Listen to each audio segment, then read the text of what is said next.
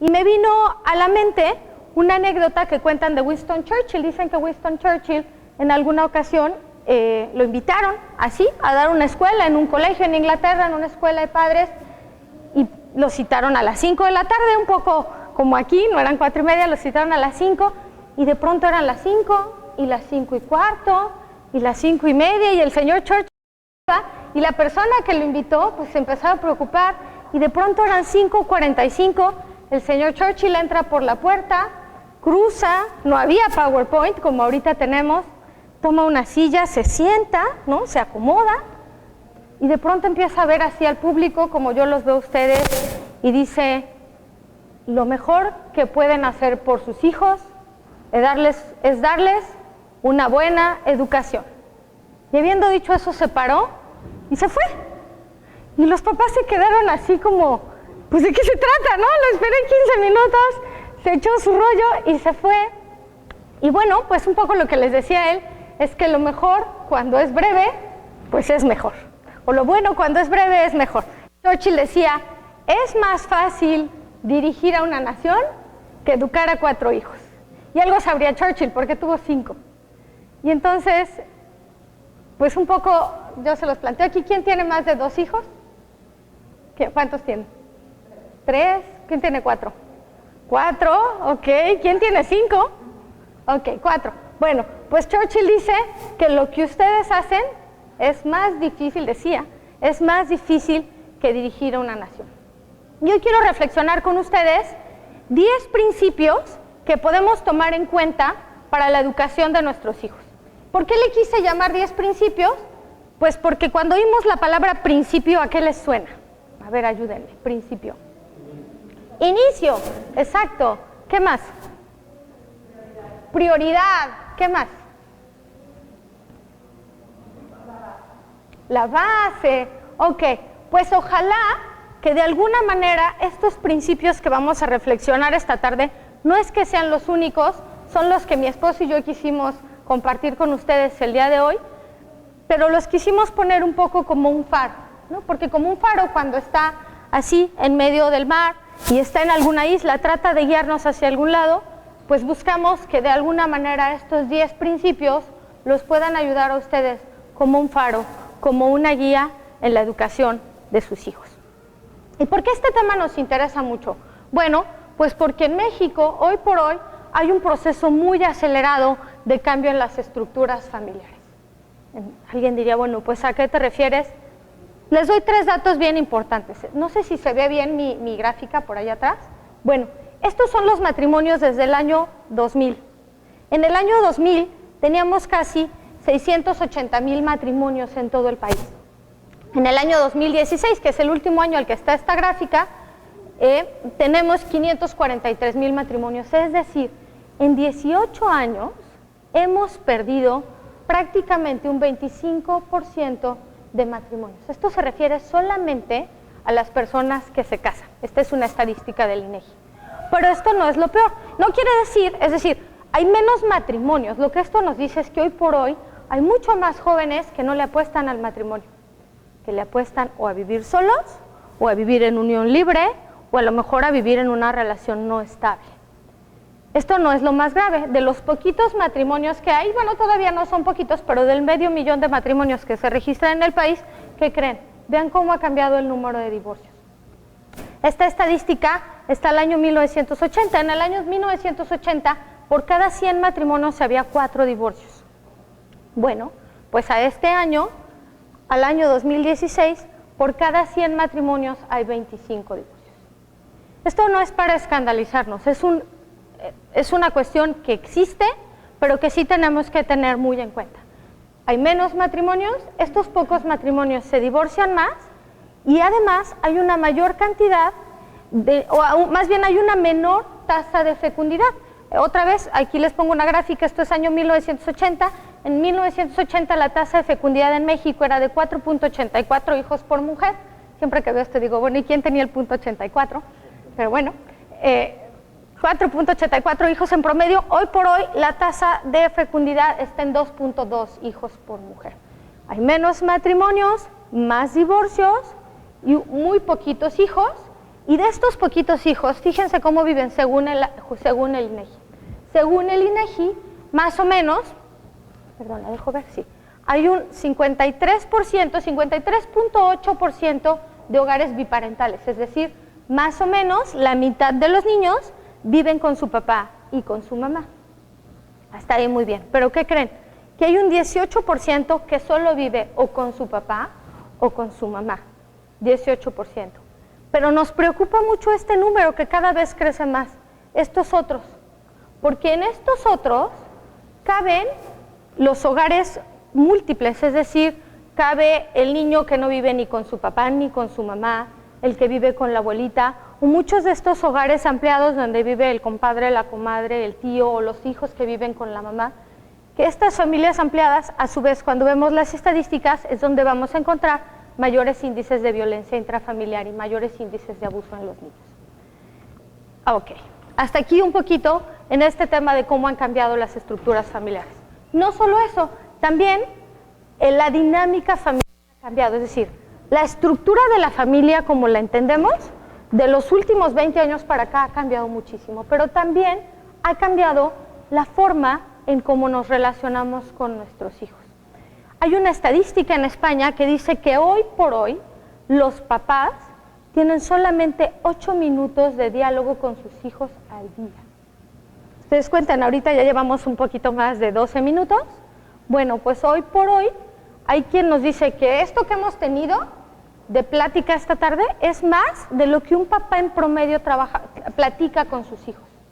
Y me refiero a un diálogo con sus hijos en este sentido de verte a los ojos, de verte cara a cara, de sentarme en una postura y en una ocasión de escucharte. Una de las cosas que han encontrado en este estudio en España es que simplemente los papás no pueden, están tan ocupados y bueno, pensando en estas ciudades tan grandes en las que vivimos, en que la casa no está cerca del trabajo, en que hay mucho tráfico, en que queremos trabajar más porque queremos darle a nuestra familia un nivel de vida, estamos tan ocupados que hoy por hoy dialogamos muy poquito con nuestros hijos. Yo creo que esta estadística de España está mucho más terrible de lo que pasa aquí en México, pero tampoco creo que esté muy acelerada o muy lejana.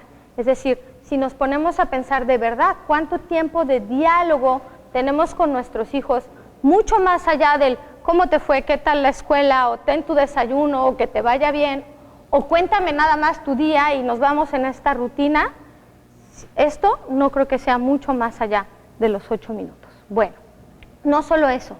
Miren esta imagen, ¿les suena familiar?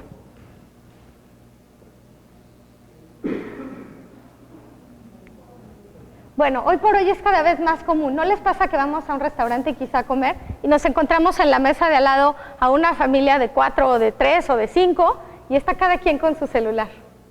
Hay estadísticas que nos dicen que el 70% de los niños en México tienen un teléfono.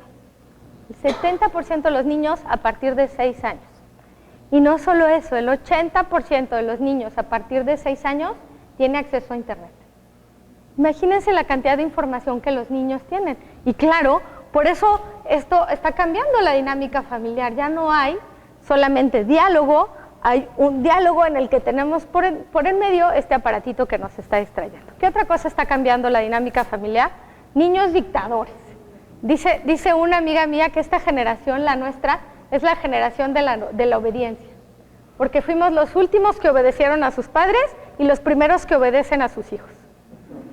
Y es cierto, hoy nuestros hijos nos dan instrucciones, nos dicen lo que quieren, lo que no quieren, cuándo lo quieren y cómo lo quieren, y nosotros obedecemos, porque nos creímos que nuestra generación tenía que ser amiga de nuestros hijos, y nos creímos que nuestro hijo necesitaba al cuate que estuviera allá al lado, y nos hemos permitido esto. Hoy incluso se habla de una democracia en la familia.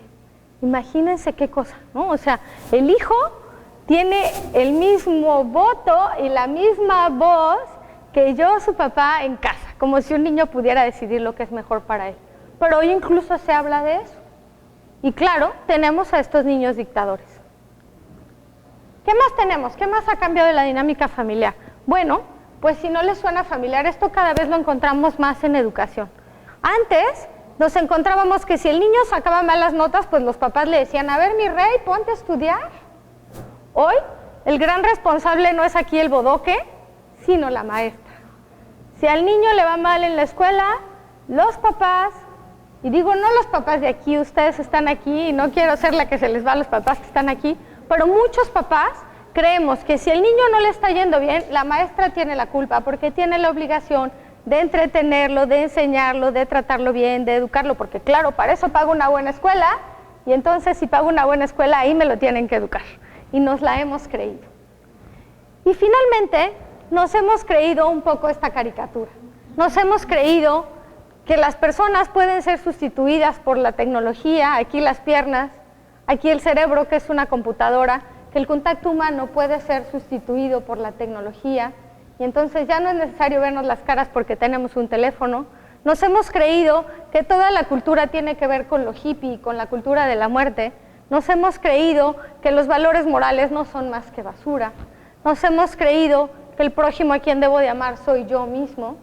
Nos hemos creído que nuestro Dios es el dinero y que desde chiquitos tenemos que aprenderlo. Eso le está pasando a la familia. Y se los digo un poco como un diagnóstico antes de hablarles de los 10 principios, porque si no pensamos que la familia es lo más importante que hoy por hoy tenemos que defender y que la única manera que tenemos para trabajar en nuestra familia es trabajando en los valores y en estos principios cristianos de nuestros hijos, pues estamos medio amolados. ¿Y por qué tenemos que hablar hoy de principios cristianos? Por esta señorita que nos compartió esta frase y por muchos otros. El año pasado, 2017, celebrábamos los 100 años de la aparición de la Virgen de Fátima. Y Sor Lucía, recordábamos algunas de las palabras y algunas de las frases de Sor Lucía, y yo les quise traer hoy a contexto esto. Y dice, la batalla final entre el Señor y el reino de Satanás será acerca del matrimonio y la familia. Sor Lucía lo decía hace 100 años, ¿no? Las apariciones de la Virgen de Fátima fueron en mayo de 1917.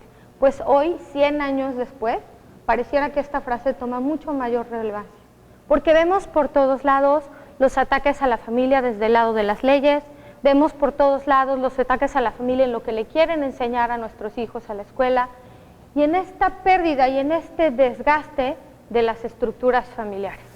Entonces, qué oportuno, y otra vez, no quiero sonar como el padrecito que les dice a los que no van a misa, que no van a misa, estamos aquí pues para reflexionar cómo podemos hacer mejor este trabajo, porque entre nosotros, que creemos en estos valores cristianos, y en cada uno de ustedes que hoy está esta tarde para prepararse mejor, para ser mejor mamá y para ser mejor papá, y créanme, los felicito, pues está esta idea de cómo podemos dar esta batalla.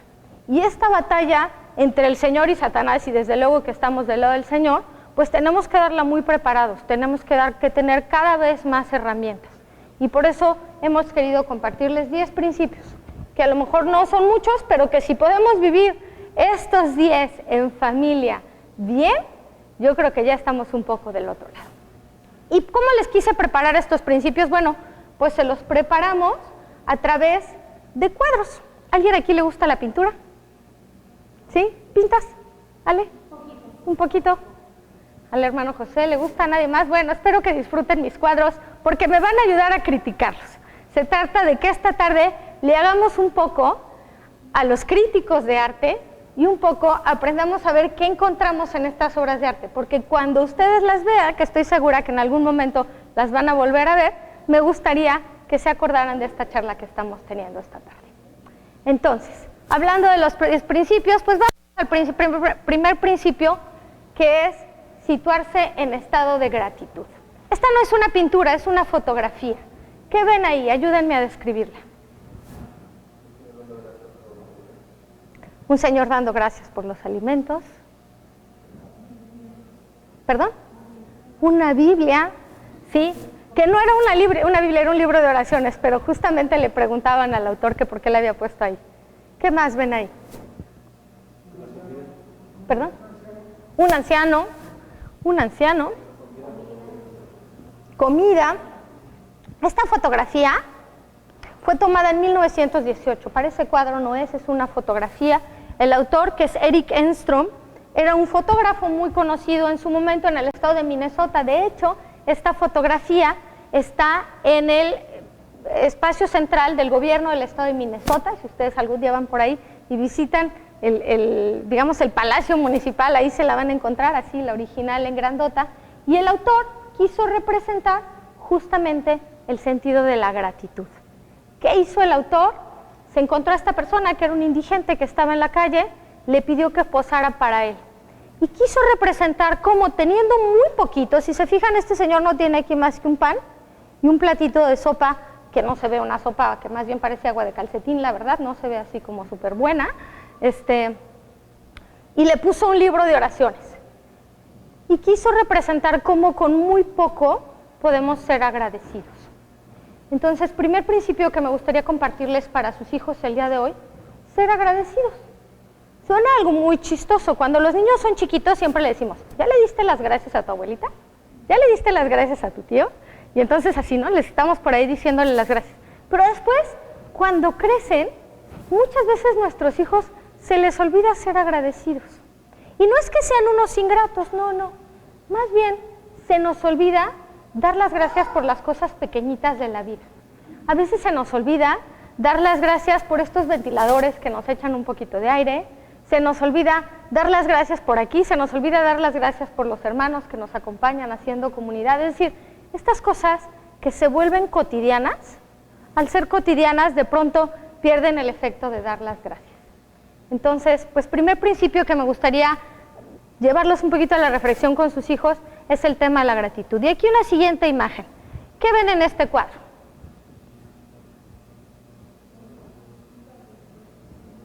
Un campesino, aquí está el campesino, dos bueyes, una mujer atrás, sí, aquí. En realidad es una niña, aquí hay otra. Ciertamente no es la esposa del campesino, porque si se fijan, él tiene el pelo blanco y ellas se ven bastante más jóvenes, por lo menos por el color de su cabello. Este cuadro está en Madrid, en España, y representa la oración del Ángelus al mediodía. El autor lo que pensó y lo que nos quiso transmitir es cómo, a pesar de lo cansado que pudiera estar este señor, seguramente él empezó su jornada muy temprano, ¿no? Quienes han trabajado en el campo, pues sabes que el campo empieza temprano porque no quieres que te toque todo el sol. Seguramente él empezó temprano, estaba trabajando y al mediodía se detuvo a sus animales y se detuvo a dar gracias. Qué bonito que con nuestros hijos de pronto nos detengamos en algún momento, en alguna situación, a dar gracias por lo que tenemos, pero también por lo que no tenemos. Este señor no solo está parado dando gracias, sino que además hace partícipes aquí a sus hijas.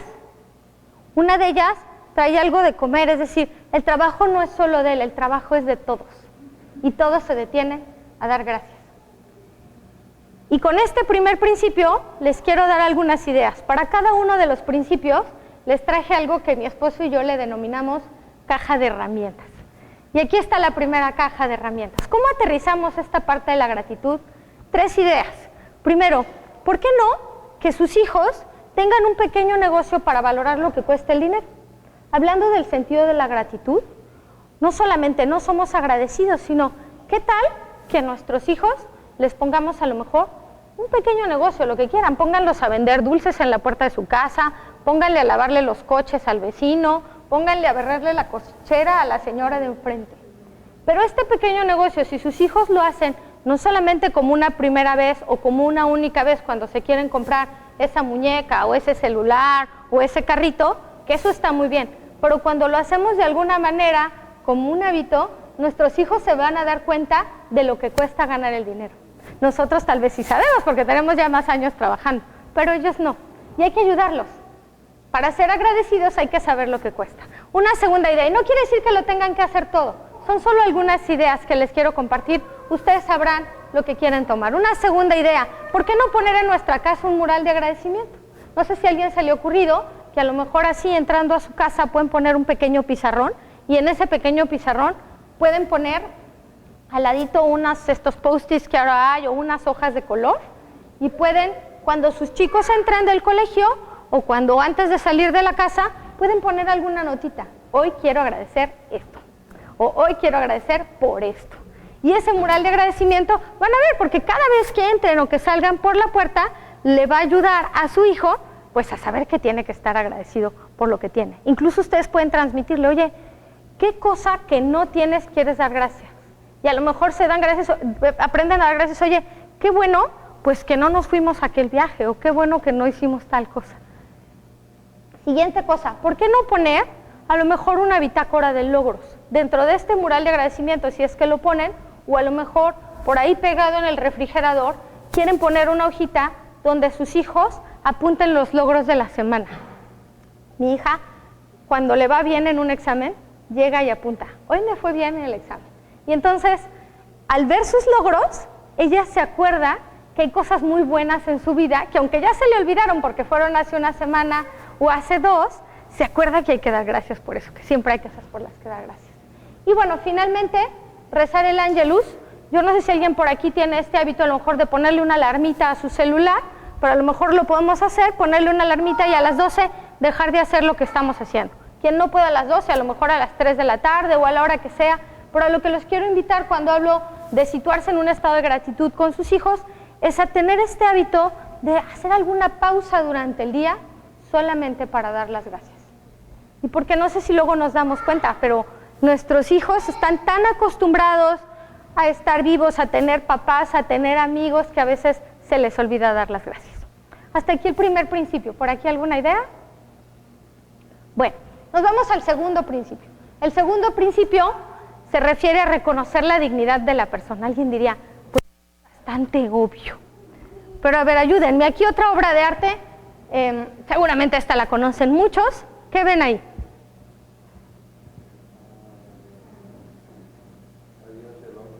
A Dios y al hombre, claro. Muy bien. ¿Qué más ven ahí? A ver, ¿qué más? El cielo y la tierra, muy bien. La creación.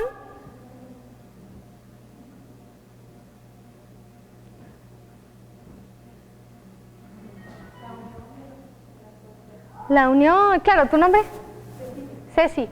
Ceci ha puesto un poco aquí el tema, porque en este fresco es la creación de Adán, que está en la Capilla Sixtina. Estoy segura que lo han visto, si no en vivo lo han visto por ahí en alguna página de internet, porque es muy famoso. Pero si se fijan aquí en la creación de Adán, bueno, vemos varias cosas. Uno, es claro que Miguel Ángel quiso pintar cómo Dios estaba hecho a imagen y semejanza del hombre. Están igualitos, ¿no? Este más viejito, este más joven, pero están igualitos. Pero lo que es relevante, que quiero que se fijen en este mural, es como aquí Adán está en una posición un tanto más como conchuda. Está como echado para atrás, como que estira la mano así con un poco de pereza, si quieren llamarle. Pero vemos aquí a Dios completamente volcado. Si se fijan, la distancia, Ceci decía, los dedos están casi juntos, no se tocan. Pero la distancia entre Dios y el hombre es cortitita. Y cuando les hablo de que nuestros hijos tienen que reconocer la dignidad de la persona, se trata de esto, que identifiquen que en realidad nuestra distancia entre nosotros y Dios es chiquitita. No por nosotros estamos en este estado un poco así, para atrás, pero porque Dios ha querido acercarse, porque Dios, enamorado de su creación, ha querido volcarse hacia ese hombre que crea y le estira su mano y le da ese soplo de aliento. Entonces tenemos que llevar a nuestros hijos a la reflexión de, oye, si tú estás hecho a la imagen y semejanza de Dios, entonces como que no tiene mucho sentido que a lo mejor bullies a otro niño, porque es tú igual.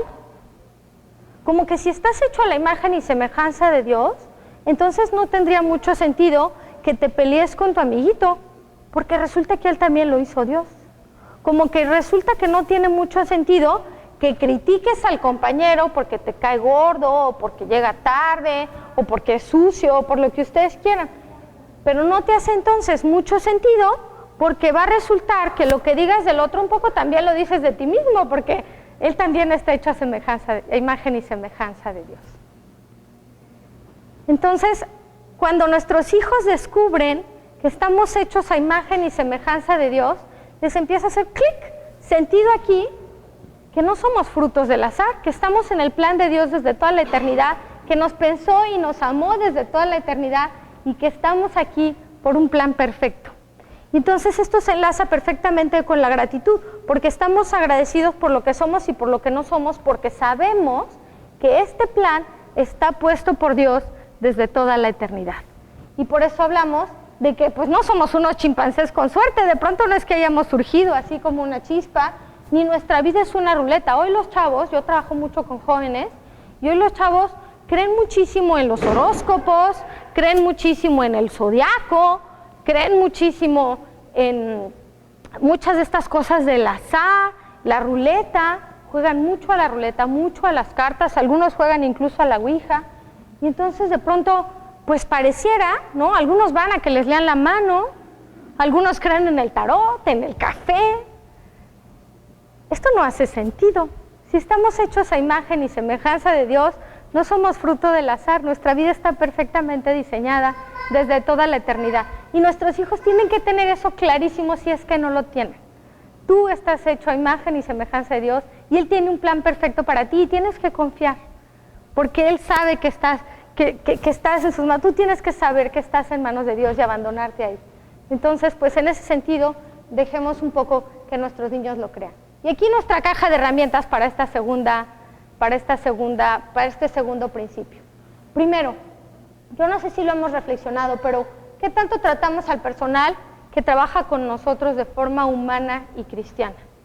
Muchas veces hay señoras que nos ayudan en casa. Yo a veces me pregunto si de verdad hemos hecho algo por cambiarle su vida o hemos hecho solamente pagarle su sueldo.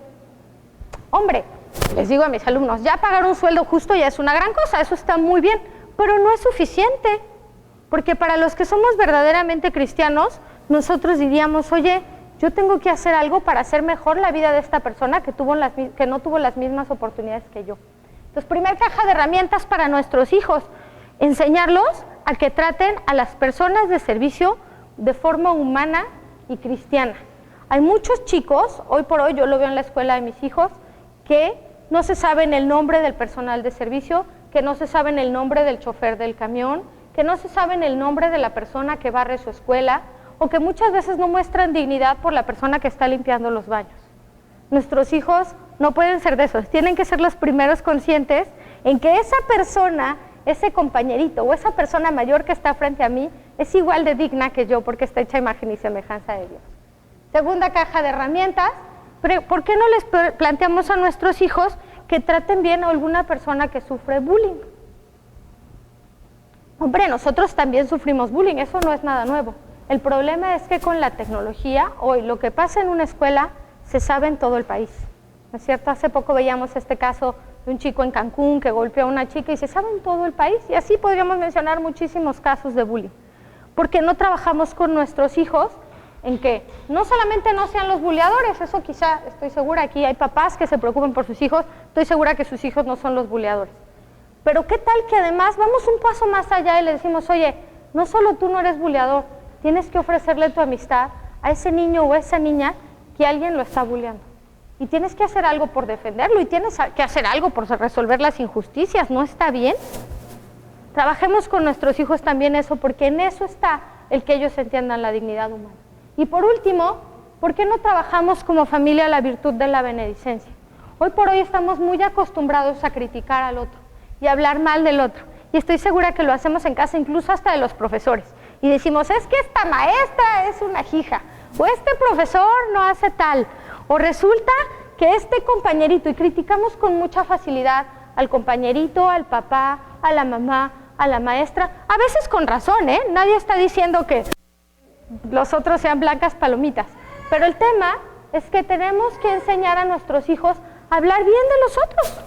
Qué bonito, imagínense qué bonito que cada uno de nuestros hijos se haga esta reputación de que siempre hablo bien de otros.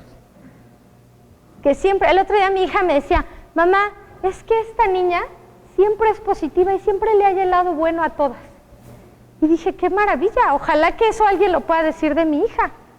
Y me acuerdo que le dije, nena, ojalá que alguien diga eso de ti, que alguien diga, ¿ya viste?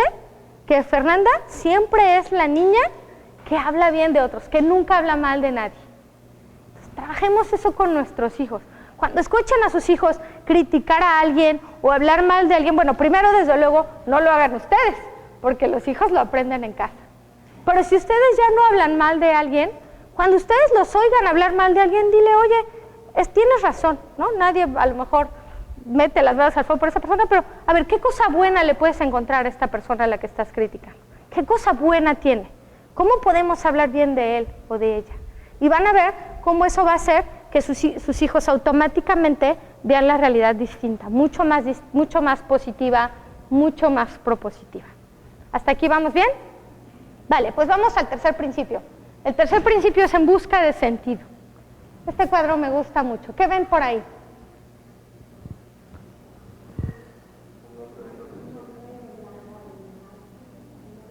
Un hombre en alto.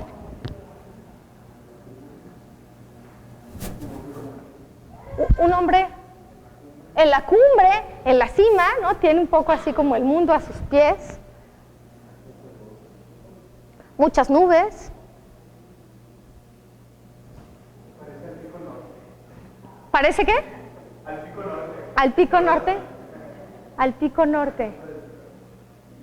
Este cuadro lo hizo un alemán en 1818 y se llama Caminante sobre el mar de nubes.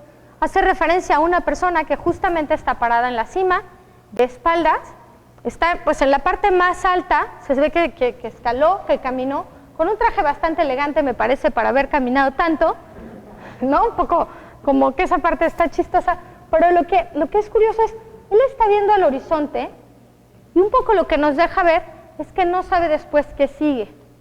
Llegó a la cima, pero no sabe para dónde ir. Y un poco les va a pasar a nuestros chicos, a nuestros jóvenes, que de pronto es así. Llegan a la cima, cuando quienes tengan hijos adolescentes, ¿quiénes tienen hijos adolescentes aquí?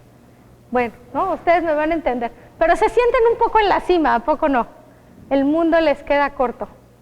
Pero es esto de que el mundo les queda corto, de pronto no saben qué cumbre tomar, ¿no? Este cuate está viendo para acá y a lo mejor esta cumbre se llama dinero y esta cumbre a lo mejor se llama amigos y a lo mejor esta cumbre se llama santidad y a lo mejor esta cumbre se llama salud y pónganle los nombres que quieran.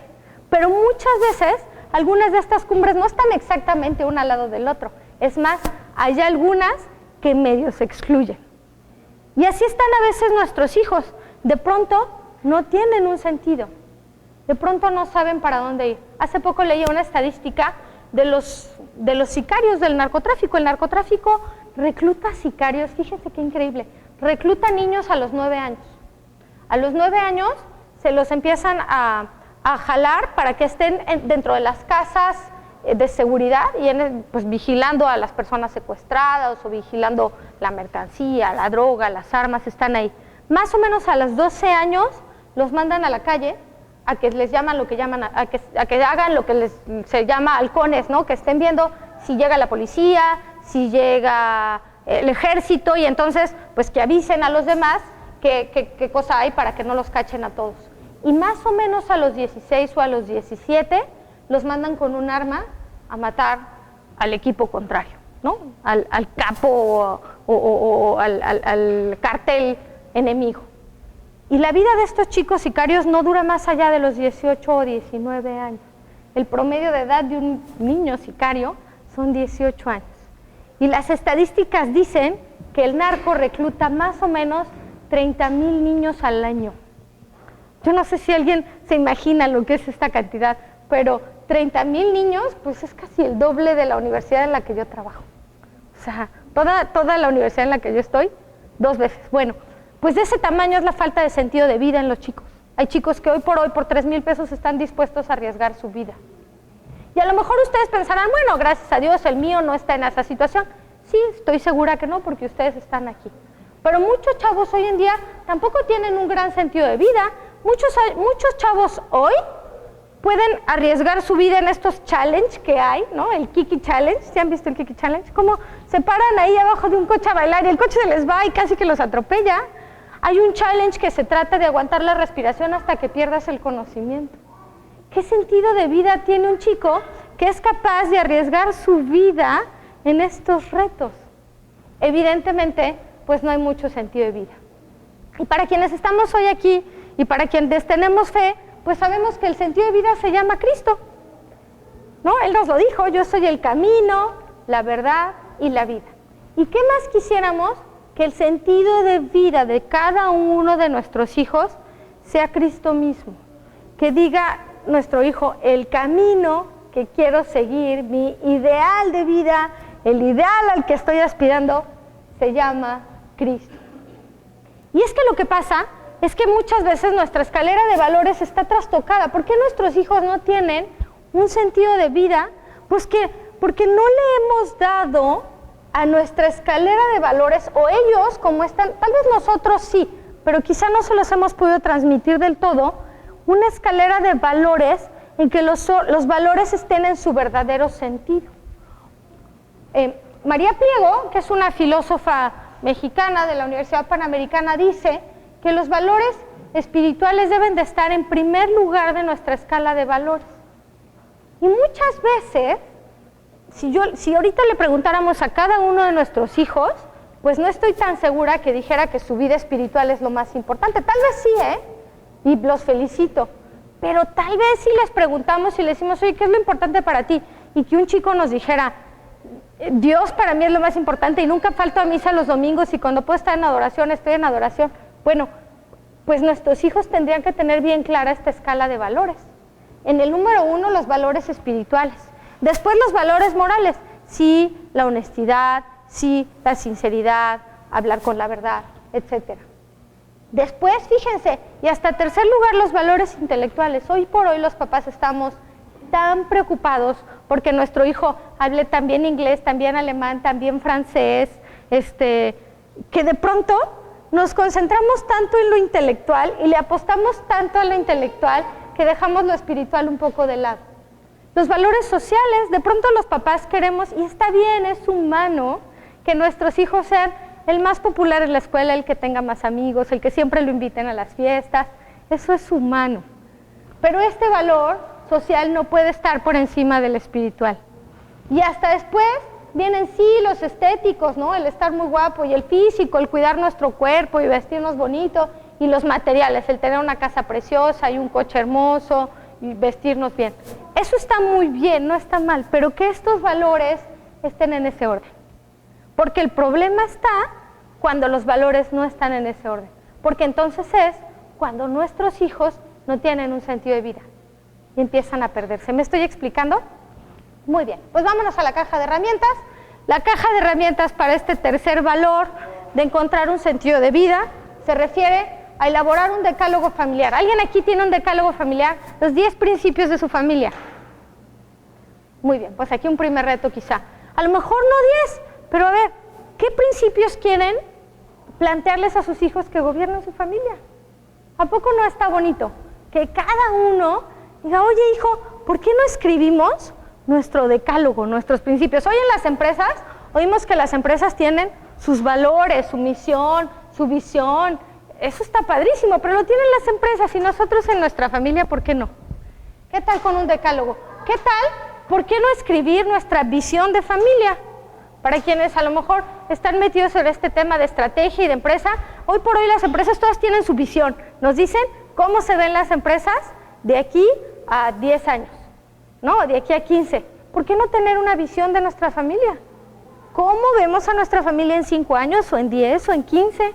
Porque esa visión nos hace perseguir lo que queremos. Vámonos al cuarto principio, capacidad de asombro. ¿Qué ven en este cuadro? ¿Ya se me están durmiendo? Vamos a ver. Un niño asombrado, saliendo del cuadro. Este cuadro es estos que se llaman un engaño al ojo, porque así lo vamos a encontrar tal cual.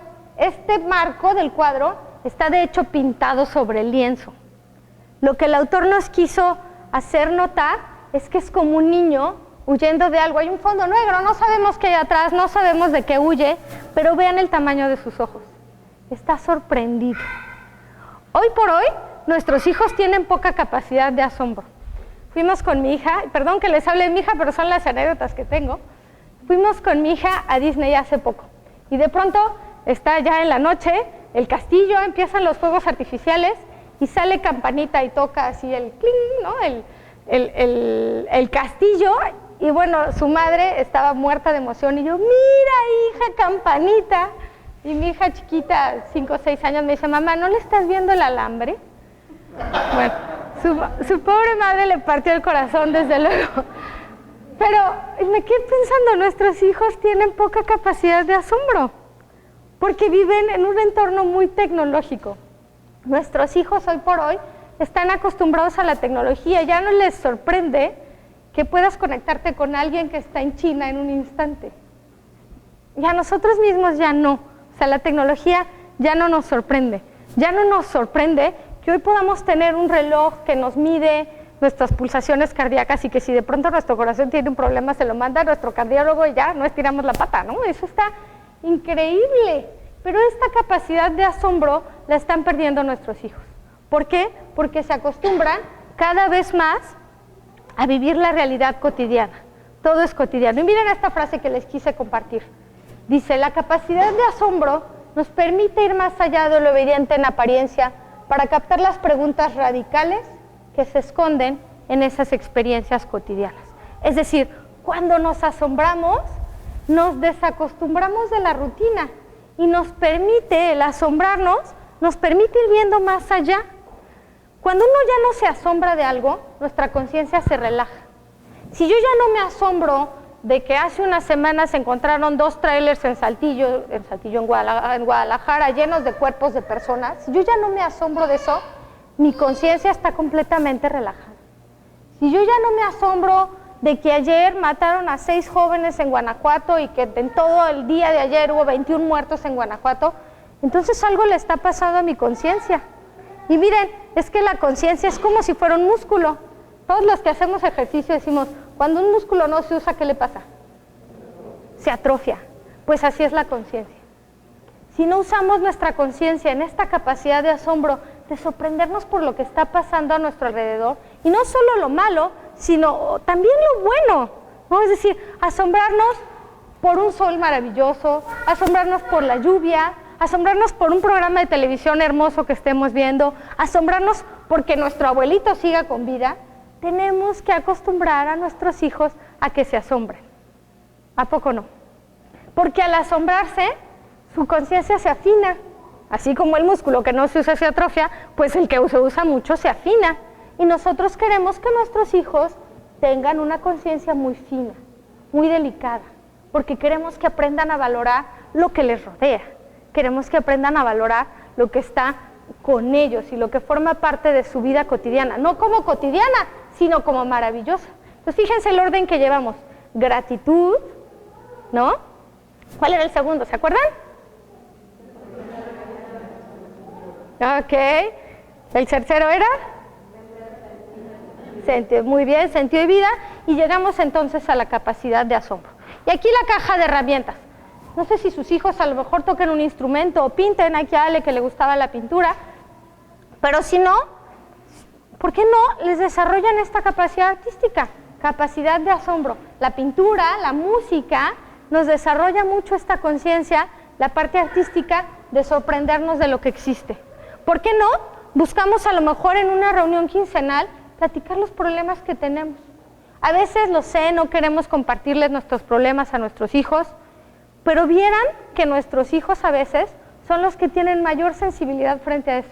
Y sorprende la creatividad con la que resuelven problemas, ¿a poco no?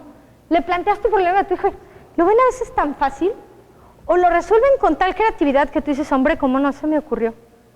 Entonces, si no lo han hecho, póngalo, pero póngalo en el calendario. Si decimos, ay, sí, qué buena idea, lo voy a hacer, no lo van a hacer nunca. Apúntenlo en su teléfono, apúntenlo en su calendario. Pongan ahí, así como cuando tienen una cita de trabajo, oye, voy a ver a mi jefe. Bueno, hagan una cita con su esposa, con su esposo y con sus hijos. Hagan reuniones quincenales con el propósito de resolver problemas. Un problema a la vez. Oye, ¿qué problema tuviste esta semana? A lo mejor unos serán académicos, otros personales, otros de trabajo, pero eso van a ver, les va a dar capacidad de asombro, porque vamos a ver la realidad distinta. Tercer cosa de la caja de herramientas, tercera idea, ¿por qué no hacer visitas de descubrimiento? ¿Hace cuánto que no van con sus hijos a un museo? Tal vez hace poco, pero si fue hace mucho, ¿por qué no hacen una visita a un museo? ¿O por qué no hacen una visita algún parque, o aunque sea el parque de enfrente, pero vayan en actitud de descubrimiento, que es muy distinto. Si ustedes van con sus hijos, a lo mejor, lo cual estaría maravilloso, a andar en el columpio o a pasear al perro al parque de enfrente de su casa, eso está muy bien, pero una tarde hagan una visita de descubrimiento. Vayan a ver qué bichos se encuentran, cuántas patas tiene ese bicho, si tiene antenas, y luego métanse a internet y aprendan algo de ese bicho. Eso va a ir afinando en sus hijos la capacidad de asombro, la capacidad de ver lo cotidiano, lo ordinario, como algo extraordinario. Vámonos a la quinta. Promotores de la libertad creativa. ¿Qué ven en ese cuadro?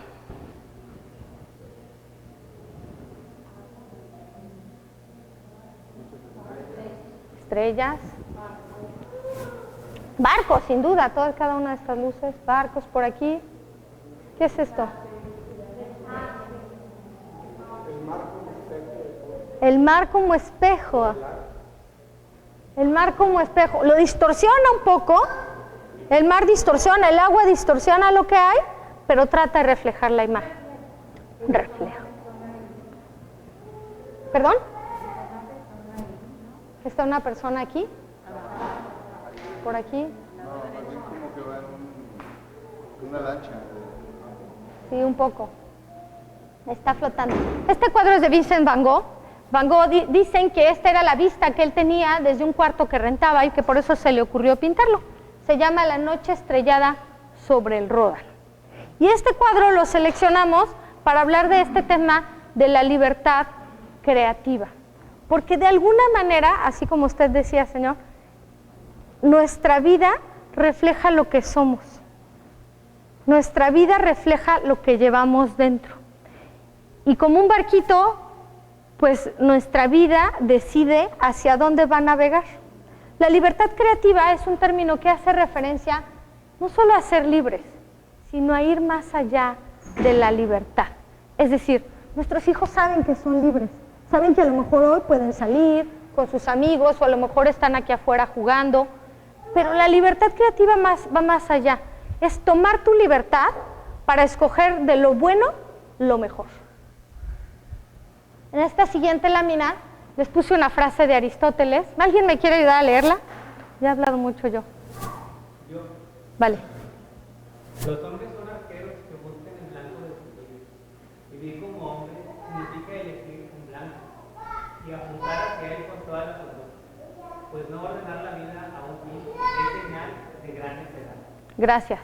Esto lo decía Aristóteles ya en el siglo IV antes de Cristo, pero lo que él decía es, somos arqueros, tenemos nuestra vida como una flecha. Todo el tiempo estamos en tensión. Pero si esta flecha no tiene una dirección, somos unos necios. ¿Hacia dónde vamos? Y de alguna manera, esto que les decía, nuestros hijos saben que son libres, pero a veces no saben qué hacer con la libertad. Cuentan en un libro de Jean-Paul Sartre que iban unas jóvenes en un tren y estos jóvenes se dirigían hacia la guerra. Estaban todos ahí subidos. Y el protagonista de esta historia de pronto logra golpear al guardia que los tenía arriba del tren, se baja del tren, se para en la estación y ve cómo el tren se va con todos sus amigos que se iban a pelear. Y de pronto el protagonista se para y dice, ya se fueron a la guerra, yo aquí me quedé, ¿y ahora qué hago? ¿Qué hago con esta libertad? Y se queda así planteándose esta pregunta. Entonces de pronto me parece que nuestros hijos, ya es el momento de oración. ¿Ok? ¿Puedo llegar nada más a la caja de herramientas?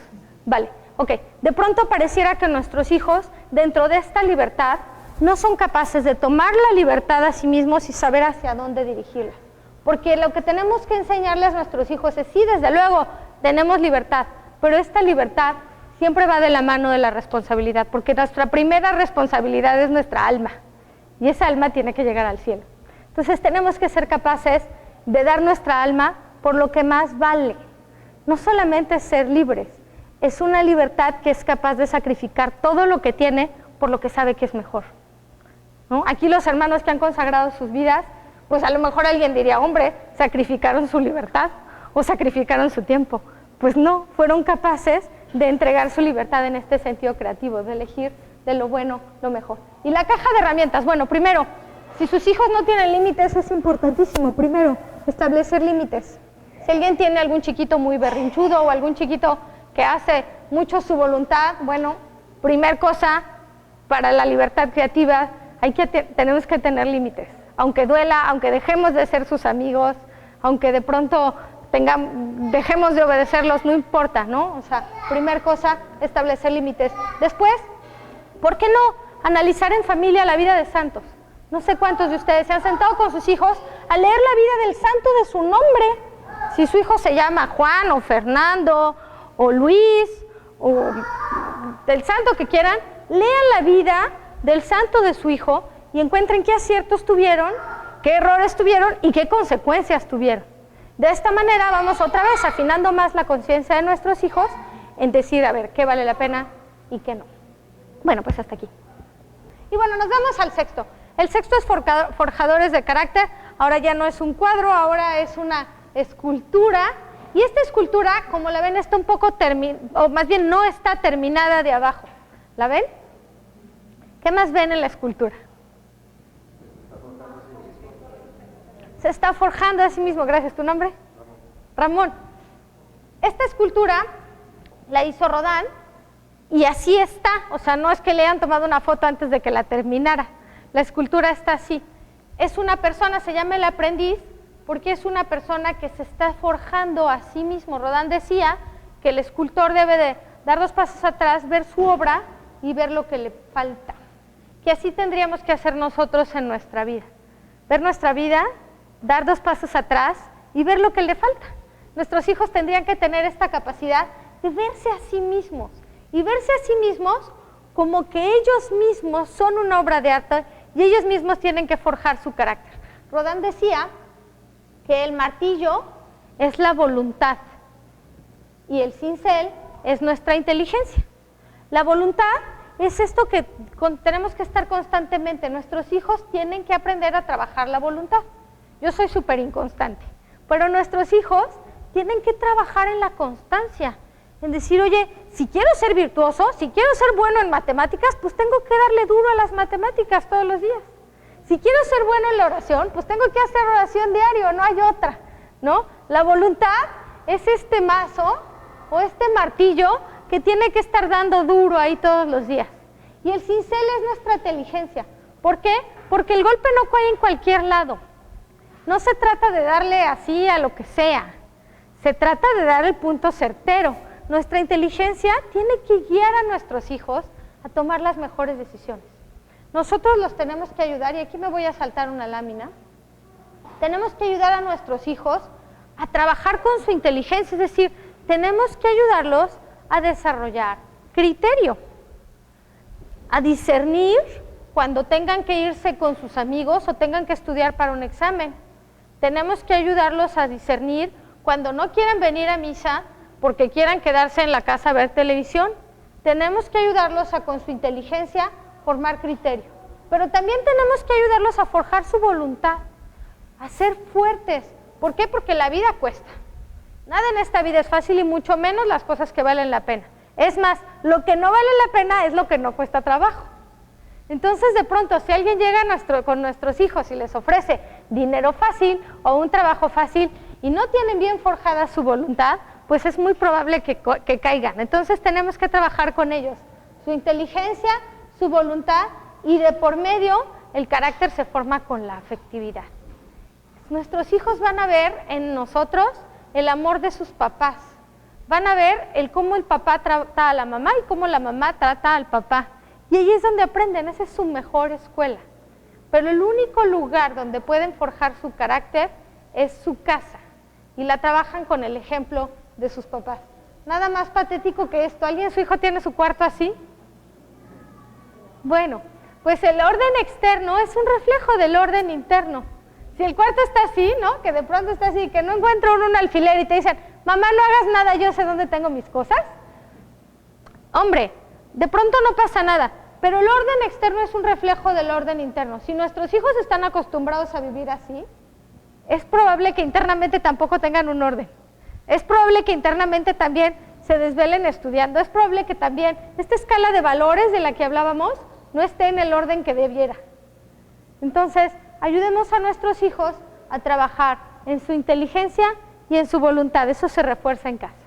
Y aquí nos vamos a la caja de herramientas. Ah, bueno, ¿por qué? Porque no queremos que nuestro hijo sea un bonsái. Nosotros queremos que nuestro hijo sea un árbol así, frondoso, ¿no? Y un árbol frondoso, ¿no? ¿Por qué un bonsái se queda chiquito, saben? Le ponen muy poquita agua y desde que está chiquito lo van podando, ¿no? Entonces ustedes no le tienen que dar mucha agua a sus hijos. ¿Cómo le dan mucha agua a sus hijos? Con mucha formación de carácter. Ellos tienen que acostumbrarse a resistir las cosas que a veces no nos gustan. Tengo una amiga que dice que todos nuestros hijos tienen que pasar un poco de hambre y un poco de frío. Que a los hijos se les educa con un poco de hambre, un poco de frío. De pronto, a nuestra generación queremos cuidar tanto a nuestros hijos, los queremos tanto que los sobreprotegemos.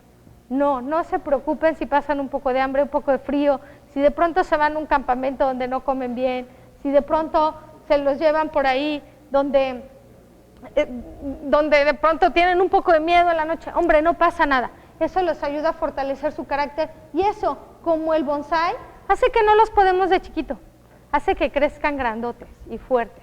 Los árboles grandotes se hacen por las tormentas. Los árboles grandotes crecen así porque han recibido mucha agua, pero porque han pasado muchos vientos, porque han pasado muchas lluvias, porque han pasado muchas personas por aquí, por ellos, y por eso están los árboles frondosos. Nos vamos a la caja de herramientas. Primero, para ser forjadores de carácter, trabajemos con nuestros hijos el hábito del mes. De pronto, a lo mejor vean qué cosas, ustedes que conocen a sus hijos, aquí lo ideal es que no sea el mismo hábito para todos, sino vean qué cosa le falta reforzar a nuestros hijos. Hombre, podemos tener a lo mejor algún hijo que sea menos ordenado, o uno que sea menos generoso, o uno que sea más criticón, no sé. Ustedes busquen y traten de trabajar con ese hijo el hábito del mes. Pónganlo por ahí en su mural de agradecimiento si es que lo tienen, o pónganlo en el refrigerador, o en la cabecera de su cama. Pero acostumbren a sus hijos a trabajar en un hábito del mes. Eventualmente los hábitos, cuando se repiten, pues se convierten en virtudes. Y ustedes quieren que sus hijos sean virtuosos. Así que trabajen el mapa del mes. Trabajen también el temperamento de cada miembro de la familia. El temperamento tiene que ver con estas cuestiones de cómo nosotros reaccionamos cómo se quedan grabadas en nuestra alma las impresiones cotidianas. Hay algunos que aguantamos más, otros que aguantamos menos. Si ustedes no han trabajado con sus hijos en su temperamento, pues trabájenlo. Por ahí, el hermano José me regaló hace muchos años un libro de los temperamentos. ¿Rojo era? Ya no me acuerdo. Bueno, trabajen con sus hijos su temperamento. Les va a ayudar mucho si es que no lo han hecho, a trabajar con ellos en qué cosas te fallan, ¿no? O sea, nuestro temperamento muchas veces gobierna la forma en que nos conducimos. Si somos constantes, si somos inconstantes, si somos sentidos, si no somos sentidos, si un coraje nos dura mucho tiempo. Y eso nos va a dar un muy buen lineamiento para decir, oye, con este hijo tengo que trabajar el que sea menos rencoroso. Con este hijo tengo que trabajar el que a lo mejor sea más constante porque empieza a hacer deporte y se le olvida el otro día. Y así, con cada uno, pues irán trabajando el temperamento que más necesite. Y alguna otra idea aquí en la caja de herramientas es trabajar la película intensamente. ¿La han visto con sus hijos? Está padrísima, ¿a poco no? Bueno, pues es muy chistoso en esta película, que es de caricaturas, pero que tiene mucho de fondo, porque de pronto a esta chica la gobiernan sus sentimientos, ¿no? Y todo se está derrumbando por dentro porque no sabe dominar su temperamento. Véanla con sus hijos y quizá véanla de otra forma, o sea, analicen con sus hijos, oye, ¿ya viste cómo esta chica se está dejando gobernar por sus sentimientos? ¿Ya viste cómo se está dejando llevar por la tristeza? ¿O cómo se está dejando por la alegría? ¿O cómo se está dejando llevar por el enojo? Y entonces sus hijos van identificando, oye, sí es cierto, el sentimiento que ahorita me gobierna es el enojo. O el que ahorita me gobierna es la alegría. Y no me puedo dejar llevar por mis sentimientos todo el tiempo. Es decir, tengo que reconocerlo, eso está muy bien. Pero mi sentimiento no me gobierna. Lo reconozco, lo acepto y yo decido qué es lo que quiero hacer con él, ¿no?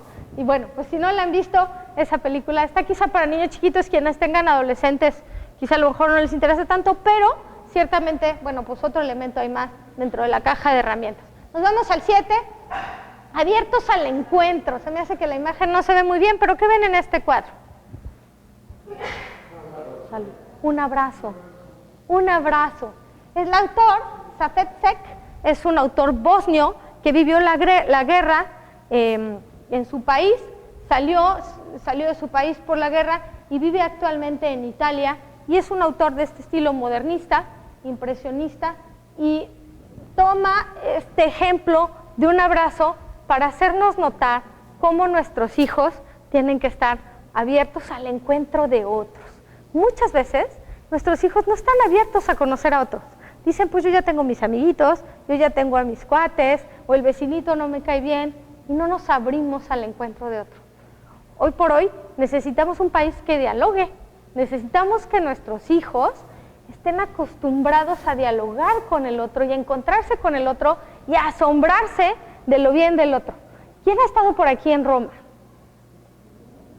Ok, ¿cómo es la imagen de la Plaza de San Pedro?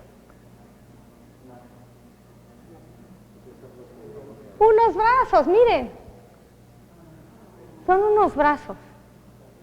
La iglesia es una madre que está abierta a abrazarnos. Pues así nuestros hijos tendrían que estar todo el tiempo abiertos al encuentro. Y me refiero abiertos al encuentro a encontrar lo maravilloso en el otro. Es decir, si reconocemos ya la dignidad del otro y estamos abiertos al asombro y les desarrollamos en nuestros hijos la capacidad de asombro, pues de manera natural están abiertos al encuentro.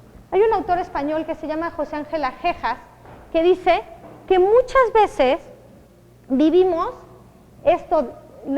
todo el tiempo y nuestro diálogo es un diálogo que está lleno de indiferencia, de ruido, que muchas veces platicamos con nuestros hijos los hechos. Oh, ¿qué hiciste hoy? Pues en el día, fíjate que fui al trabajo, salí a las 8, manejé, había mucho tráfico, me comí una hamburguesa, llegué, vi al jefe, y le contamos a nuestros hijos los hechos, le contamos a nuestros hijos la rutina. Pero ¿qué creen? Que innegablemente esto, según Ajejas, nos va a llevar al hastío, porque eventualmente cansa, la rutina cansa, la rutina fastidia. Y entonces Ajejas dice, no, nuestros hijos tienen que estar abiertos al encuentro. ¿Y qué es el encuentro? El encuentro, primero que nada, es presencia, es decir, es ponernos en la disposición de escuchar al otro. Si ustedes llegan a la cocina y está su esposa o su esposo y quieren cenar y se sientan así de ¿qué hay de cenar? Y ven al plato, pues eso no es disposición. O si ustedes le están diciendo a su hijo, a ver, cuéntame en el día, pero están por acá cocinando el huevo y friendo el bistec y calentando el arroz, perdón, pero eso no es estar abiertos al encuentro. Ya sé que de pronto corremos, ya sé que de pronto tenemos mucha prisa, sí, pero el encuentro primero que nada es presencia, es silencio, es disposición. El encuentro es, estoy abierto a escucharte y todo mi cuerpo y todo mi ser está enfrente de ti con el sentido de escucharte. El encuentro es novedad, el encuentro no es, hombre, otra vez salí a las 8, es, ¿qué hay distinto hoy en tu día? Es tomar esta capacidad de asombro de la que hablábamos y contar la novedad. Y contar cada día como si fuera novedad. Es mirar a nuestros hijos y decirle, oye, una pregunta distinta. Si ustedes le preguntan, ¿cómo te fue hoy en la escuela? ¿Por qué no mañana le preguntan, ¿a qué cosa distinta jugaste en el recreo? Oye, ¿qué te enseñó hoy tu maestra? Oye, ¿qué te gustaría llevar de lunch mañana? Oye, ¿qué cosa nueva aprendiste hoy de un amigo? Y eso nos da novedad. Y eso le da a nuestros hijos sentido, porque les hace saber que su vida no es una rutina, su vida es todos los días diferente, y nosotros estamos abiertos a conocer cada día mejor el sentido de su vida y lo distinto de su vida. ¿Se fijan qué diferente? No es compartir la rutina, es compartir la novedad, es verlo de otra manera. Y nuestros hijos tienen que estar igual, abiertos al encuentro con sus compañeritos. Si nosotros estamos abiertos al encuentro con nuestros hijos, ellos van a estar abiertos al encuentro con sus compañeros. En un país como el nuestro, que de pronto no nos encontramos, ¿no? Y hay corrientes políticas tan distintas y no dialogamos unos con otros, necesitamos hoy niños que más que nunca estén abiertos al encuentro, abiertos a buscar lo bueno en los demás. No quiere decir que renuncien a lo que ellos son, pero están abiertos a conocer al otro. Y eso lo aprenden, ¿qué creen de nosotros? De nuestra disposición a escucharlos, de nuestra disposición a la novedad. Y aquí la caja de herramientas. Primero, ¿por qué no llevar una agenda personal con los roles, papeles y pensar en qué encuentros semanales podemos suscitar? O sea, ¿por qué no llevan ustedes una agenda y por lo menos encuentren un momento en la semana, ya sé que a veces no se puede todos los días, pero en que puedan estar abiertos al encuentro con los hijos? Mi esposo una vez al mes pasa por mi hija a la escuela y se la lleva a comer a donde quiera, casi siempre eso que quiere es pizza. Pero ustedes a lo mejor pueden encontrar, quienes tengan a lo mejor más de un hijo, encuentren un momentito al mes con cada uno. Hombre, váyanse por un helado, váyanse a pasear al perro, encuentren lo que más le guste a su hijo y busquen un momento de encuentro. Cada hijo es diferente, pero pónganlo otra vez, pónganlo en su agenda. Si no está en la agenda, no es prioridad. Si no está en la agenda, se nos olvida. Así como tenemos citas con los jefes o citas de trabajo, hagan citas con sus hijos. O hagan citas con sus nietos, quienes tengan nietos, porque eso le da prioridad a nuestra agenda. Escriban una carta o dejen que sus hijos escriban una carta. Si sus hijos tienen a su abuelito, a su abuelita, ¿cuántas veces a veces como vemos a los abuelitos no les escribimos cartas? Pongan a sus hijos a escribirle una carta a su abuelo. Un WhatsApp, claro, ahora es WhatsApp, ¿no? Y ya, chuc, chuc, chuc, exacto. Pero ¿qué creen? Que los WhatsApp no sirven. O sea, hombre, los WhatsApp está bien en el día. Mi director espiritual me regaña porque luego le digo que a lo largo del día le mando mensajitos por WhatsApp a mi marido y me dice, no, tienes que escribirle cartas, tienes que dejarle un mensajito, tienes que dejarle un papel. El WhatsApp está bien, pero el WhatsApp lo borras. No, nuestros hijos tienen que escribir una carta, que le escriban una carta al abuelo, una carta a la abuela. Ustedes escríbanle una carta a sus hijos. Y pónganle por escrito lo mucho que los quieren. Ya sabemos que los quieren mucho, pero esa carta va a estar ahí para cuando ustedes no estén, esperemos que estén muchos años, pero también para cuando estén y cuando su hijo de pronto llegue un momento que se va a presentar en la adolescencia, cuando corten con el novio, cuando se peleen con el mejor amigo, que pueden ir por su carta y acordarse de lo mucho que ustedes los quieren, ¿no? Y entonces háganlo, expresen la carta y dejen también que sus hijos la escriban. Pónganles, denles un papel. Hombre, hay niños que son muy chistosos porque les das una carta y te la escriben por los dos lados y sobre todo las niñas dibujan florecitas y el moño y tal. Y los niños, te quiero, abue, y la cierran, ¿no? No importa, pero denles el papel y denles el mecanismo, porque eso los hace estar abiertos al encuentro, abiertos a encontrar al otro. Muy bien, pues nos vamos con el 8. El Principito. Esta es una obra de teatro, una obra de arte, no de cuadro, no de escultura, esta es literatura. ¿Quién se acuerda del Principito? Ya sé que lo leímos hace mucho. Ok, ¿se acuerdan de la rosa? ¿Qué diálogo tiene el Principito con la rosa? Ayúdenme.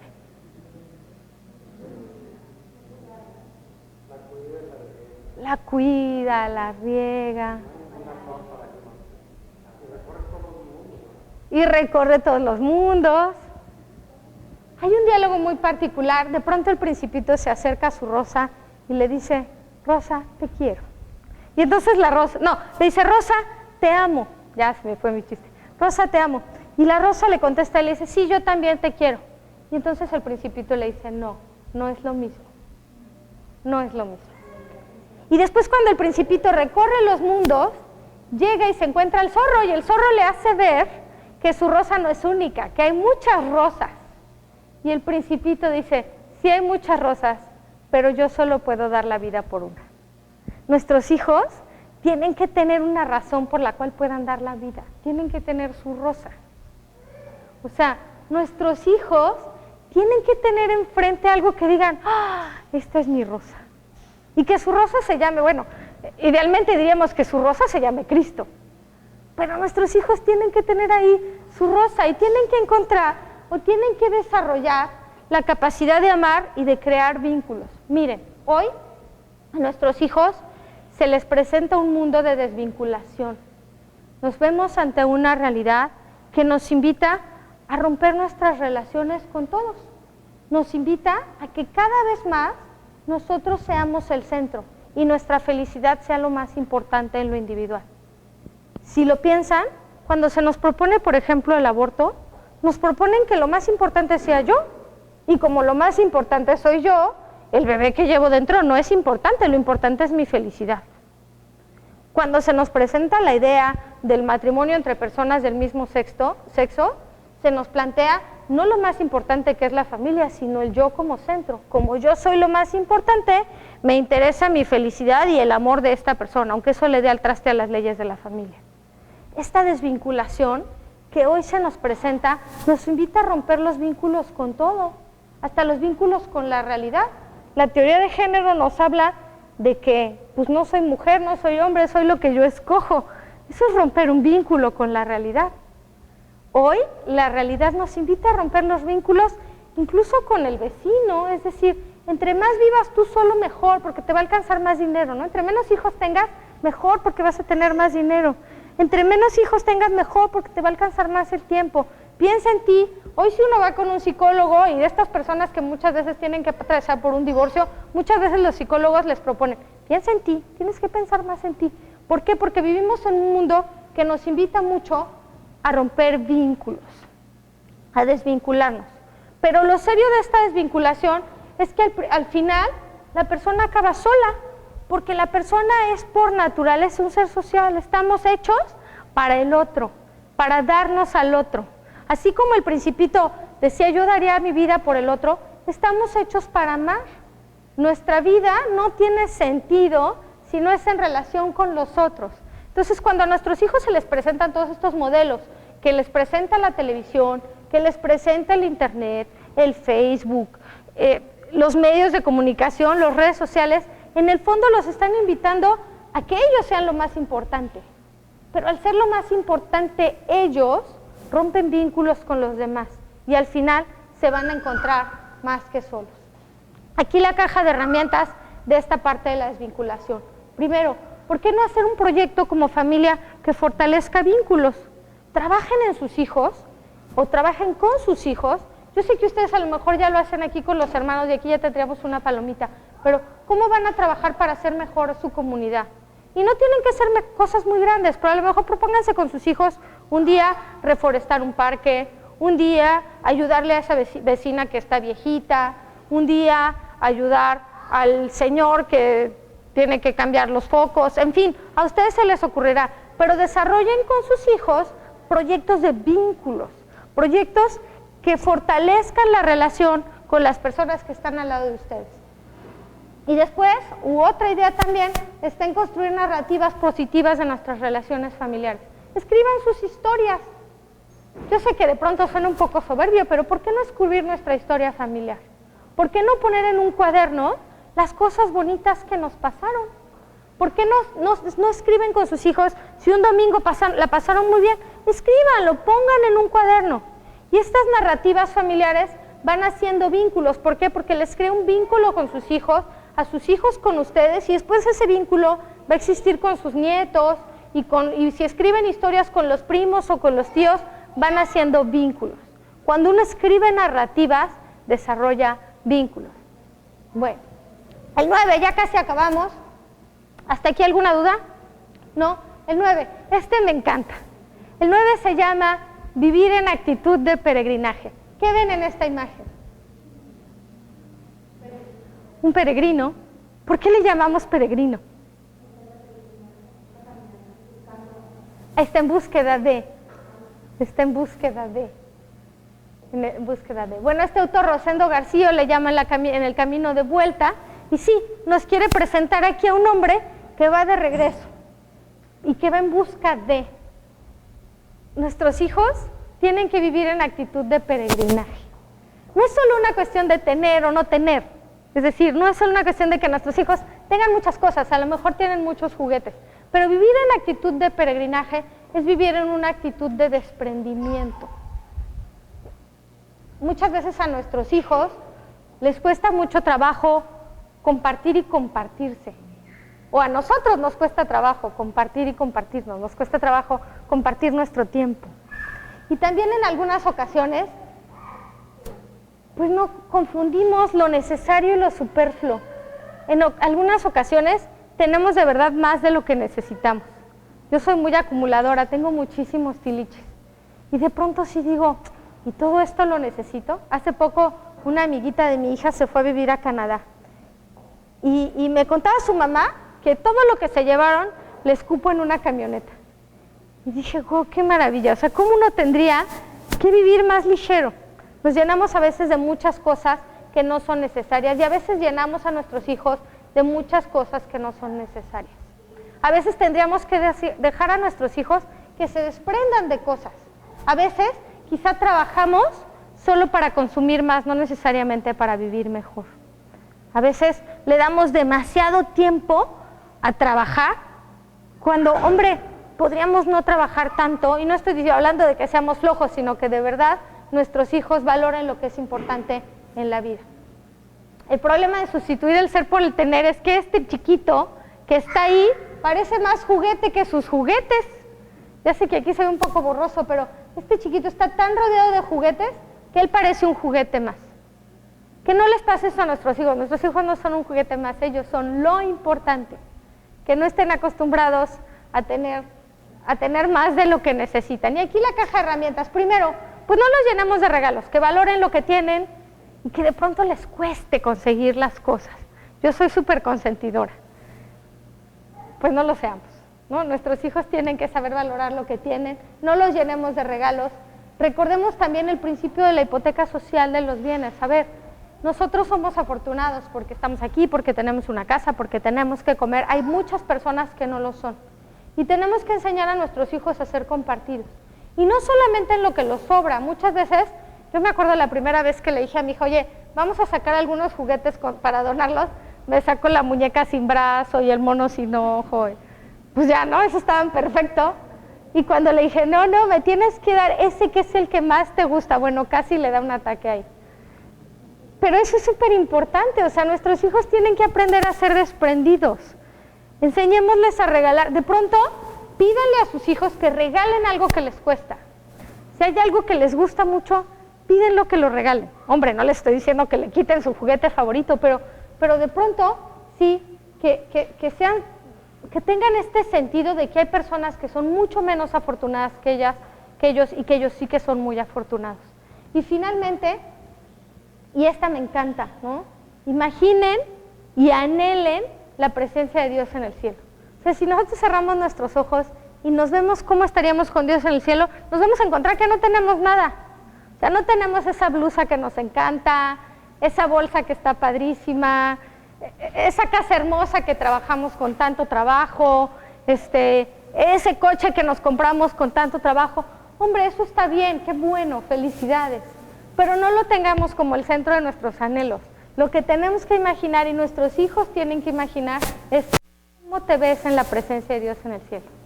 ¿Y qué tienes que hacer entonces para imaginarte esa presencia? Porque para llegar ahí te tienes que imaginar algo en el camino. Y tenemos que ayudar a nuestros hijos a imaginarse esta presencia. Y finalmente esta que me encanta, ser apóstoles de la esperanza. ¿Qué cuadro ven ahí? Un cardenal. Es un papá. Consolando. El hijo pródigo. El hijo pródigo. Este cuadro es el cuadro del hijo pródigo de Rembrandt. Este cuadro está en el Museo Hermitage en Rusia. Cuando lo pintó Rembrandt, imaginó esta escena del hijo pródigo. Cuando este hijo que se va y dice la Biblia, malgasta la riqueza de su padre y de pronto se ve a sí mismo comiendo con cerdos y dice, oye, los criados de mi papá ya tienen mucho que comer, yo voy a regresar. Bueno, pues esto lo trata de pintar Rembrandt. El cuadro es súper interesante, no nos vamos a detener mucho en él, pero una de las cosas más hermosas que pinta Rembrandt es que una de las manos del padre es femenina y otra es una mano masculina. No sé si se alcanza a distinguir. Pero esto es muy curioso porque Rembrandt quiere representar pues que Dios es a la vez madre y padre. Y cuando nos referimos a ser apóstoles de la esperanza es porque el padre y la madre tienen que ser los primeros que le lleven la esperanza a sus hijos. Hay una serie de detalles en el cuadro, no me detengo en ellos, pero ser apóstoles de la esperanza es primero acogernos a la misericordia del Padre, o sea, saber que todo el tiempo la regamos y decirle a nuestros hijos, hombre, la vas a regar, no pasa nada, pero que nuestros hijos sepan que el amor de Dios es incondicional, que no importa lo que pase, o sea, lo más terrible, lo más aberrante, lo más espantoso que tengas, si tú te arrepientes, el amor de Dios es incondicional. Y nuestros hijos eso tienen que tenerlo clarísimo, clarísimo. Hay muchos chicos, luego yo que trabajo con jóvenes, hay chicos que llegan y me dicen, es que yo le digo eso a mi mamá y me mata. Es que yo le digo eso a mi papá y me mata. Y bueno, está bien, o sea, nuestros hijos tienen que saber que las cosas que hagan tienen consecuencias, hombre. No te voy a decir, ay, sí, reprobaste tus 6 materias, no pasa nada, hombre, tienen consecuencias. Pero no lo vas a matar porque lo amas y lo vas a perdonar. Así es el amor de Dios, hombre, lo peor que hagamos, lo más terrible, Dios siempre nos va a perdonar. Y nuestros hijos tienen que saber eso. Nuestros hijos tienen que saber eso. El siguiente cuadro me encanta y se los tenía que poner porque estamos con los hermanos de San Juan. Es Pedro y Juan camino del sepulcro. No sé si se alcanza a distinguir bien, pero ¿alcanzan a ver la mirada de Pedro y la mirada de Juan? Bueno, los ojos de Pedro son de plato, son enormes. El pintor trató de representar aquí a Pedro y a Juan caminando el sepulcro el domingo de resurrección. Fíjense, ya no tenían el miedo del Viernes Santo, ya no tenían este miedo de la muerte, de la crucifixión, del escándalo, de la vergüenza, ¿no? Después del viernes que Pedro lo negó, que Juan estuvo al pie de la cruz, pero que se fueron a esconder, llega el domingo y salen llenos de esperanza camino al sepulcro.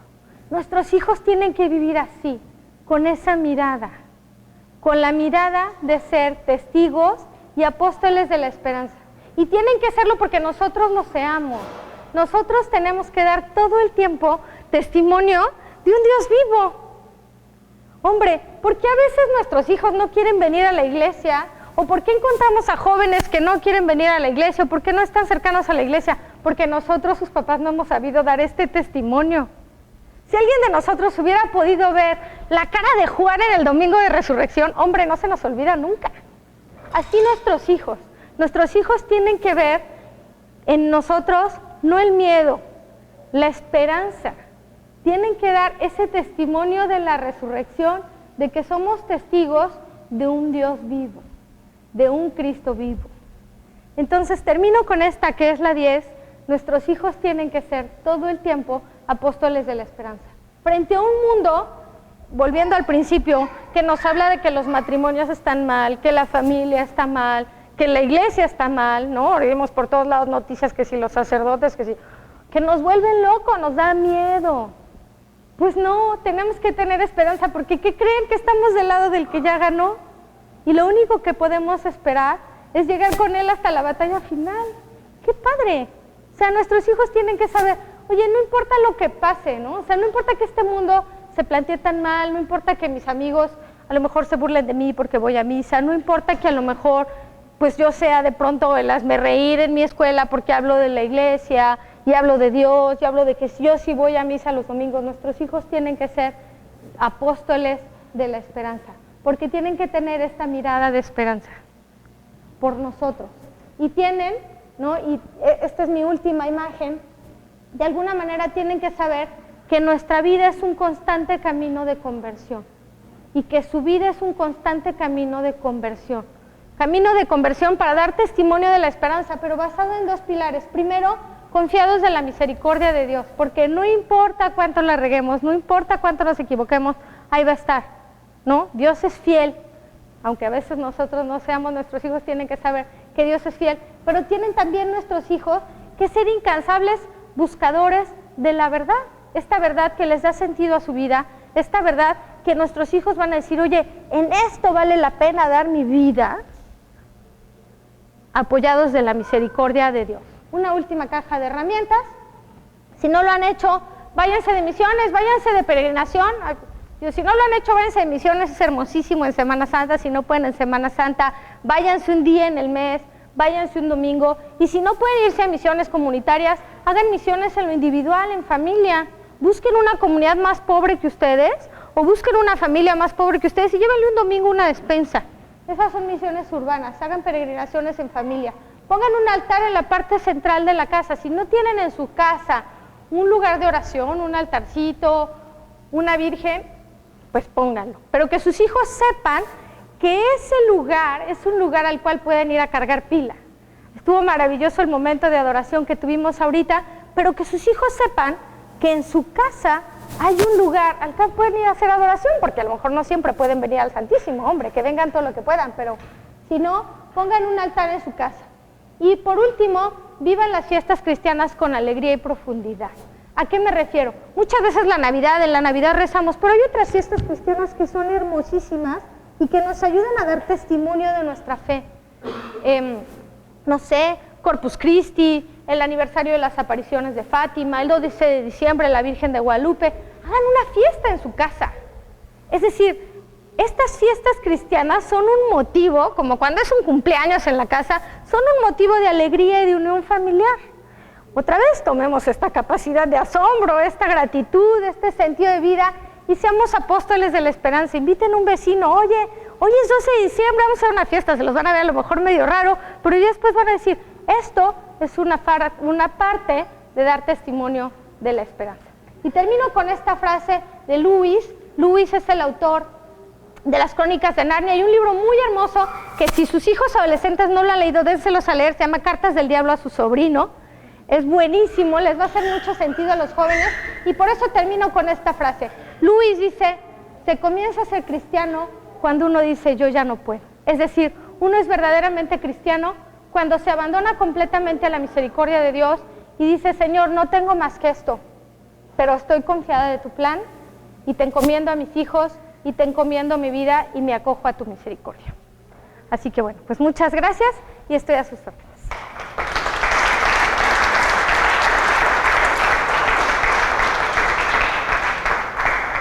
Lorena, agradecemos tu tiempo, tu Con mucho generosidad gusto. para venir a comentarnos todo esto. No sé si tengan preguntas y quieran aprovechar así rápidamente mientras viene la siguiente parte. Sí. Mira. Cartas del Diablo a su sobrino. Cartas del Diablo a su sobrino de Lewis. Es estupendo, especialmente para los jóvenes. Es un libro, además es muy simpático, porque es un libro que se supone que el demonio manda a su sobrino a la tierra y le está enseñando cómo hacer que el humano caiga. Y entonces el sobrino es medio bruto y entonces le dice, y además el humano con el que lo mandan pues es alguien medio virtuoso que le hace destantear ahí ¿sí? ¿Te acuerdas? Al sobrino, y para los jóvenes la verdad es que les hace mucho sentido. Mucho sentido. Y bueno, pues Lewis es ese autor y me encanta esta frase porque es cierto, ¿no? O sea, somos verdaderamente cristianos cuando te abandonas a la misericordia de Dios. Porque miren, y perdón, pero es que esta reflexión se las traigo. Uno no es cristiano de a gratis, hombre. A ver, o sea, somos cristianos libremente. Nadie nos exige ser cristianos, Dios nos hizo libres y qué mayor libertad que amarlo, ni siquiera nos exige que lo amemos, Él nos hace libres. Pero si vamos a ser cristianos y si queremos que nuestros hijos sean cristianos, hombre, seamos de los de a de veras y hagamos que nuestros hijos busquen la santidad. Ahora que festejamos el 15 de septiembre, pues tampoco nos hace ser muy mexicanos tomarnos un tequila o decir viva México. Pues no, a lo mejor un poquito. Pues igual a nuestros hijos no los hace cristianos ir a misa los domingos. Ser cristiano es mucho más que eso. Hombre, ir a misa está muy bien, pero ser cristiano es vivir mucho más en la profundidad de principios cristianos de los cuales tenemos que dar testimonio. ¿Vale? ¿Alguna duda? Ya, muy bien.